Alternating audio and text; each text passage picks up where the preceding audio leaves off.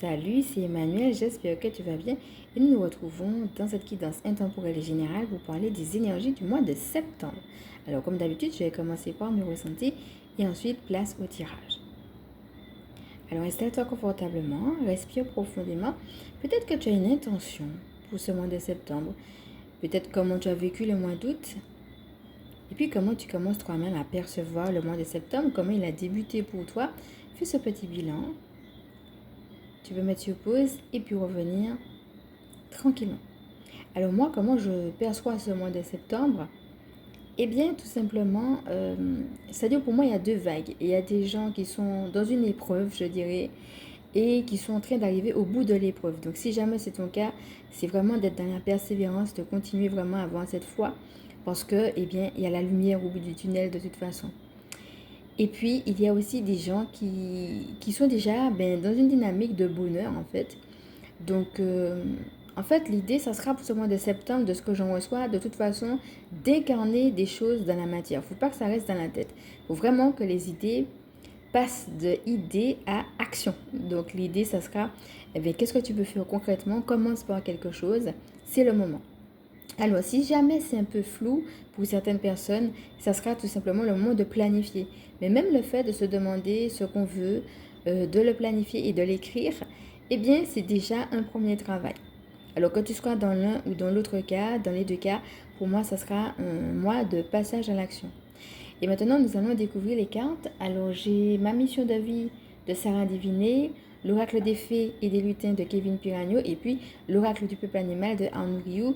Donc, c'est parti. Et tu vas voir à chaque fois comment ces cartes te parlent. En première carte, nous avons celle-ci que nous avions déjà eue qui s'appelle écoute du corps. Alors ça veut tout dire ici, c'est-à-dire qu'il y a un équilibre à trouver entre ta guidance intérieure, ta guidance spirituelle, justement ce que tu reçois du divin, et puis la manière dont tu vas venir l'incarner. Et ça se joue justement par rapport à ce que je viens de dire, c'est-à-dire comment tu arrives à incarner dans la matière, mais aussi ne pas trop en faire. Il y a l'équilibre entre justement les moments où il faut se reposer pour sauvegarder son énergie, justement, ne pas trop la disperser et en même temps pouvoir la donner. Et c'est ton corps justement qui sera une boussole pour pouvoir t'indiquer justement bien, à quel moment il faut passer à l'action ou pas. On voit beaucoup de vert ici sur cette image et ce vert peut correspondre aussi pour certaines personnes vu que c'est la couleur associée à la guérison et à l'espoir, à la santé. Donc si jamais tu es concerné, peut-être que cette carte vient te confirmer ou bien te dire de persévérer par rapport à un problème de santé, de garder espoir parce que tu es dans une dynamique de guérison. La femme a les cheveux coupés et on pourrait voir là que pour trouver cet équilibre et se retrouver soi-même, peut-être qu'il faut quitter certaines choses. Donc, qu'est-ce que peut-être ton corps te demande de quitter quand tu es à l'écoute de ton corps? On voit le chiffre 4 qui est justement le symbole de la stabilité, comme si aujourd'hui tu as besoin de stabilité. Alors, qu'est-ce en termes d'activité ou bien peut-être par rapport à des personnes, et quelles sont ces personnes peut-être qui te font perdre ton équilibre, peut-être même perdre ton sang-froid? Des gens peut-être qui, d'une manière ou d'une autre, peuvent venir nuire à ta santé. Est-ce que c'est un trop plein d'activités? Est-ce que ce sont des gens qui te sollicitent trop ou autre? Toujours est-il qu'on va te demander d'être à l'écoute de ton corps. Et peut-être justement que le fait de laisser partir certaines choses te donne plus de place. Non seulement pour toi, mais aussi pour plus en faire et mieux en faire. Tu vois, cette femme, elle prend les arbres dans ses bras. Eh bien, c'est le symbole de prendre soin de toi, comme si tu te prends, et même physiquement, comme si tu te prends véritablement dans tes bras pour prendre soin de toi. Il y en a deux. Donc, ça peut être pour certaines personnes la symbolique d'un couple. Alors peut-être se mettre dans une nouvelle relation dans laquelle on est heureux, puisque la personne sourit, ou bien peut-être quitter justement une relation pour faire place à une autre, ou bien ça peut être la symbolique d'autre chose, mais toujours est-il que si tu quittes, c'est pour avoir plus. C'est ça l'idée justement de ces arbres qu'elle prend dans ses bras, et il y en a deux, ça veut dire qu'il y a encore plus de place. Quand tu quittes, c'est pour avoir davantage. Passons maintenant à la deuxième carte.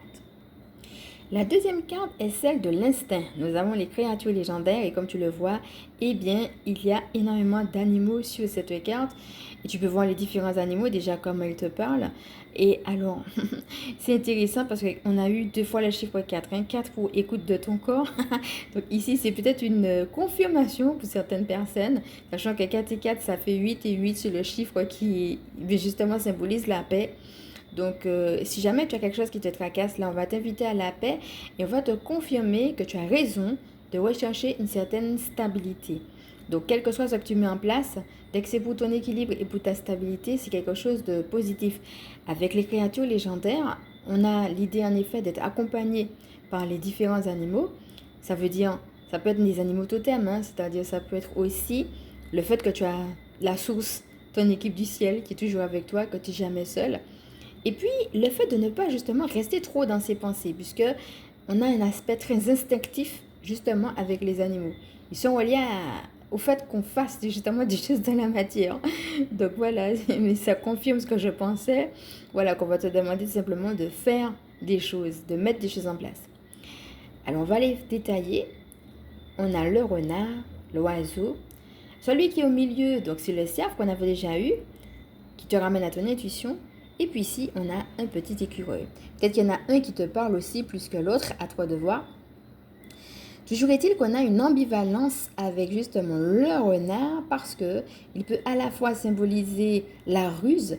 Est-ce qu'il y a quelqu'un ou une situation un petit peu rusée qui voudrait te prendre quelque chose? Fais attention. Ou alors, quand on regarde dans Le Petit Prince, le renard symbolise celui qui vient et qui lui dit alors qu'il est perdu, on ne voit bien qu'avec le cœur. Donc peut-être aussi que si tu es perdu, c'est de retourner à ton centre, de retourner à ton cœur. Et c'est ton cœur qui te dira justement si une personne ou une situation est bonne ou pas pour toi. L'oiseau, qui d'ailleurs est bleu. Bleu, comme le chakra de la gorge, symbolise justement la bénédiction, mais aussi la communication. Alors ça peut être de faire attention à ce que quelqu'un te dit qui n'est pas bon pour toi, que ce soit devant toi ou dans ton dos, soit dit en passant, ou que ce soit toi peut-être qui est amené à dire quelque chose. Qu'est-ce que tu es amené à dire? Et Michael Archange est aussi celui qui a ce qu'on appelle le rayon bleu. Donc le bleu est associé à Michael Archange qui justement nous aide à prendre notre place de leader. Donc si tu as quelque chose à dire, tu peux le lui demander et même si tu as des énergies toxiques à dégager, il t'aide également à cela. Le cerf, sachant que tous les animaux nous regardent, hein, ça veut dire qu'on a une interpellation. On t'interpelle sur quelque chose. Est-ce que tu écoutes ton intuition? Est-ce que tu es à l'écoute de ton guide intérieur? Tu as un appel particulier? Est-ce que tu arrives à l'entendre?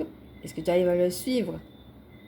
Et ici, avec le petit écureuil, on a le symbole de l'élévation spirituelle. L'écureuil va vite.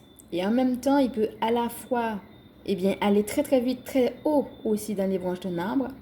Et à la fois se retrouver aussi sur terre, puisque c'est un animal qui a des pattes et qui peut aussi aller chercher des glands, des pommes de pin qui sont tombées à terre. Donc ça veut dire en fait que tu peux à la fois, tu sais, ça me rappelle un petit peu l'image de l'échelle, où tu as des anges qui montent et qui descendent, à la fois qui vont monter pour porter tes prières, donc que tu es entendu, et en même temps qui descendent pour matérialiser, t'aider à matérialiser des projets. Donc on a ça, donc en effet, on est toujours dans la spiritualité, hein, un animal qui représente la spiritualité, mais qui représente l'élévation vibratoire. Alors si jamais tu sens que tu as un petit coup de mou et puis que tu as besoin d'être élevé, eh bien tu peux faire appel à Gabriel et aussi à Métatron. Et enfin, voyons la troisième carte. Nous avons maintenant la carte du scarabée. Alors, nous avons eu beaucoup d'animaux, hein, donc beaucoup de choses instinctives. Beaucoup de... Ne te pose pas trop de questions, quoi. Même si tu n'as pas toutes les réponses, si tu sens qu'il faut faire quelque chose, vas-y. Alors, qu'est-ce qu'on voit? On a une espèce de grosse motte de terre et on a l'animal au milieu. Alors, on ne sait pas si c'est la motte de terre qui essaie de l'écraser ou c'est pas au contraire lui-même qui a cette force de tenir, justement parce qu'il tient en équilibre, comme quoi on a un tirage tout en équilibre. Eh bien, il tient, même si c'est à travers justement ses pattes de derrière, cette motte. Et c'est lui qui amène cette motte là où il veut. Et là, on voit deux roses. Donc voilà, un symbole d'abondance du rose en plein désert. Ça veut dire, même si tu es dans une dynamique de désert, eh bien, sache que la promesse de Dieu, elle est pour toi. On voit au fond justement un soleil. Bon, on a l'impression que, oula, c'est désertique, hein, donc c'est pas évident. Mais là, on te dit vraiment que tu as la force en toi, un petit peu comme ce scarabée qui réussit à ne pas se laisser écraser par la motte, c'est lui qui amène la motte de terre là où il veut. Alors, en sachant que le scarabée peut être aussi, un petit peu comme la coccinelle d'ailleurs, hein, si tu as l'occasion de voir des coccinelles, c'est aussi un animal associé à la chance. Donc voilà, peut-être que c'est un signe aussi pour certaines personnes qu'elles sont tout simplement en train de vivre une période de chance, ou alors peut-être qu'on va leur demander de rester positif et de commencer à proclamer, même si elles n'ont pas encore vu, eh bien, ce qu'elles veulent voir. Eh bien, justement, qu'elles ont de la chance dans la vie. Ne serait-ce que le fait d'être guidées, d'être accompagnées par Dieu, c'est déjà une chance. Et peut-être de proclamer, eh bien, tout simplement ce qu'elles veulent voir. Donc voilà, tu peux me dire en commentaire quelle image tu as préférée. Est-ce que c'est la 1, la 2, la 3, celle qui t'a le plus parlé? Et comme d'habitude, si cela t'a plu, je vais t'inviter à liker. Si tu penses que ça peut aider d'autres, à partager, à t'abonner. Je te fais de gros bisous. Pour ceux et celles qui ne me connaissent pas, je suis Emmanuel, je suis chamane et ma mission de vie est de permettre aux énergies sacrées de s'incarner dans nos vies humaines. Je te dis à bientôt.